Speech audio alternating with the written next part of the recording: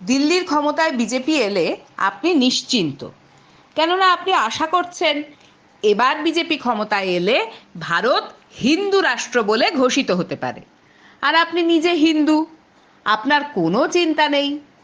এই যে কয়েকদিন আগে বেশ কিছু মানুষের আধার কার্ড বাতিল হয়ে গেল, তারপরে আবার ভুল হয়ে গেছে বলে সেই আধার কার্ডগুলো ফিরিয়েও দেওয়া হলো। ভুল কিন্তু হয়নি, ওটা টেস্ট কেস ছিল। আপনি ভাবছেন আপনার তো কোনো চিন্তা নেই, কেননা আপনি তো ঘটি, এপার বাংলার লোক, আপনার পিতৃপুরুষের জমির রেকর্ড আছে।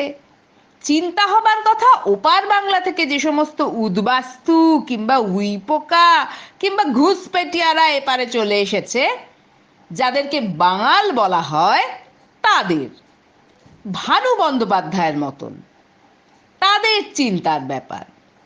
মনে মনে আপনি আরো ভাবেন যে সংখ্যালঘুদের বিপদ হবে, কেননা তারা হিন্দু নয়। আপনি আরো জানেন যে বাংলাদেশ থেকে প্রচুর অনুপ্রবেশকারী এপারে ঢুকে পড়েছে পেটের দায়ে। যদিও আপনি বলেন যে বাংলায় কোনো কাজকর্ম নেই, সব বাইরে চলে যাচ্ছে, কেরালা, মহারাষ্ট্র কিংবা গুজরাটে। অথচ বাংলাদেশ থেকে যারা আসছে তারা সব এখানেই আসছে। কেন কেন তারা কেরালা, গুজরাটে চলে যাচ্ছে না? আপনি নিশ্চিন্ত, আপনার উপর কোনো আক্রমণ নেমে আসবে না। আপনার আধার কার্ড সুরক্ষিত।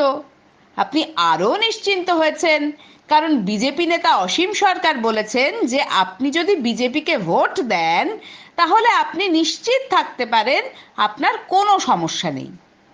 শুনুন কি বলেছেন বিজেপি বিধায়ক অসীম সরকার।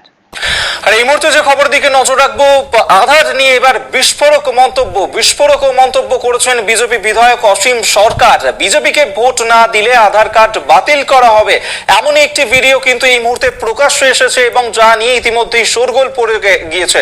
আধার নিয়ে এই বিস্ফোরক মন্তব্য করতে শোনা গিয়েছে বিজেপি বিধায়ক অসীম সরকারকে, যেখানে শোনা যাচ্ছে তিনি বলছেন যে বিজেপিকে ভোট না দিলে আধার কার্ড বাতিল করা হবে, এমনটাই কিন্তু এই ভিডিও সামনে এসেছে। এবং সেই ছবি এই মুহূর্তে দেখাচ্ছি আপনাদেরকে, যেখানে বিজেপিকে ভোট না দিলে আধার বাতিল করা হবে।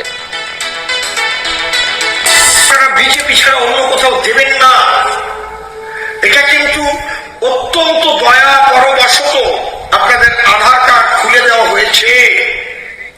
ভারতীয় জনতা পার্টির রাজ্য নেতৃত্ব, ঊর্ধ্বতন নেতৃত্ব, তাদের অনুরোধে, সেখানে আমার ঠাকুর মশাই রয়েছেন, শ্রদ্ধেয় শান্তনু ঠাকুর মশাই, আমাদের মাননীয় মন্ত্রী, তিনিও দিল্লিতে দরবার করেছেন এই নিয়ে, নিঃসন্দেহে আমিও জানি।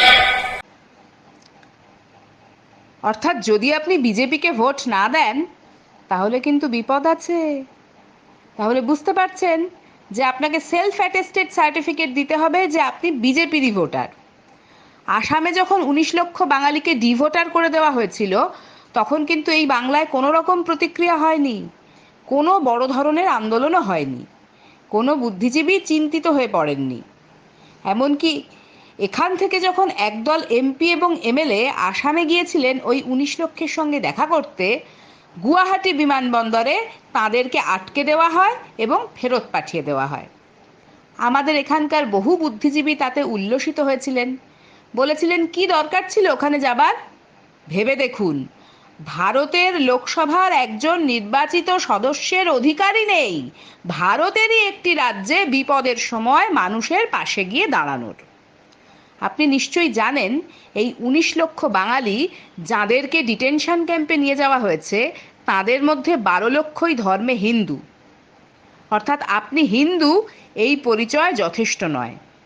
আপনি ভাবছেন তাতে কি, আপনার তো পিতৃপুরুষের জমি জায়গা আছে, তার রেকর্ড আছে।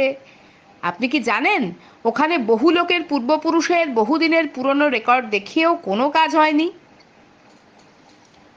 কুখ্যাত নেলি হত্যাকাণ্ড হয়েছিল, 3000 বাঙালি নিধনযোগ্য। ঘটনার আগে বিজেপি নেতাদের ভয়ঙ্কর উস্কানিমূলক বক্তৃতা। এছাড়াও বাঙালিদের ঘরে ঘরে ঢুকে তাদের বিষয় সম্পত্তি লুট ছিল আদপে নিত্য নৈমিত্তিক ঘটনা।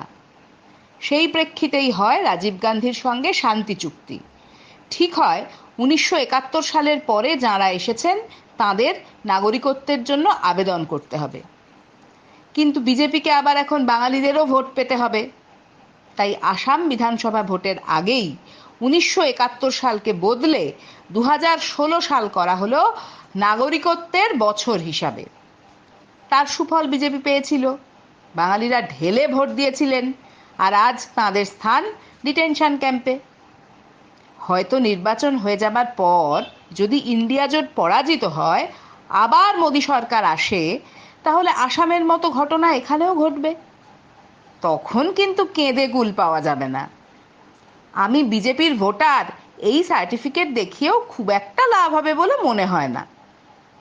তবে দেশ জুড়ে কোটি কোটি হিন্দু মানুষকে ডিটেনশন ক্যাম্পে রেখে বসিয়ে খাওয়ানোর টাকা বিজেপি খরচ করবে না। বেনাগরিক হিন্দুদের সস্তায় শ্রমিক করা হবে।